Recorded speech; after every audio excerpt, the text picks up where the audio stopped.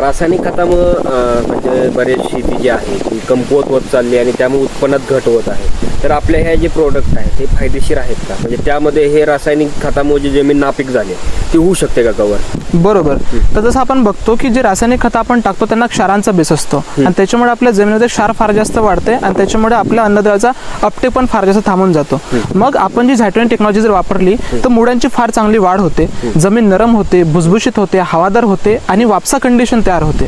आणि ही वापसा कंडिशन पिकाला आयडियल आणि योग्य कंडिशन असते कुठल्याही पिकासाठी. मग आपण झायटोनिक टेक्नॉलॉजीच्या माध्यमातून काय करतो, ही आयडियल कंडिशन, योग्य कंडिशन जमिनीमध्ये तयार करतो. त्याच्यामुळे जे आपली रासायनिक खतं आहे त्यांची गरज पण आपल्याला कमी भागते आणि आपल्या उत्पादनामध्ये शेवट वाढ होते.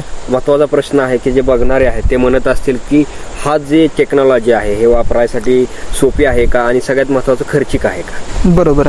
तर आपण महत्त्वाचा मुद्दा त्याच्यावरच काम करतो की जे शेतकऱ्यांचा आज वाढता खर्च होतोय आणि त्यापटी त्यांना उत्पादन भेटत नाहीये. ही जी झायटोनिक टेक्नॉलॉजी आहे आणि झायटोनिकचे जे उत्पादन आहे ते वापरण्यास सोपे पण आहे. कुठल्याही पद्धतीने देऊ शकता तुम्ही, बेसलला वापरू शकता, ड्रिपच्या पद्धतीने देऊ शकता आणि शेतकऱ्यांचा जो रेग्युलर खर्च होतो त्या खर्चामध्ये कुठल्याही पद्धतीची वाढ न होता कमीत कमी खर्चात आपण जास्त उत्पादन घेऊ शकतो. बरोबर.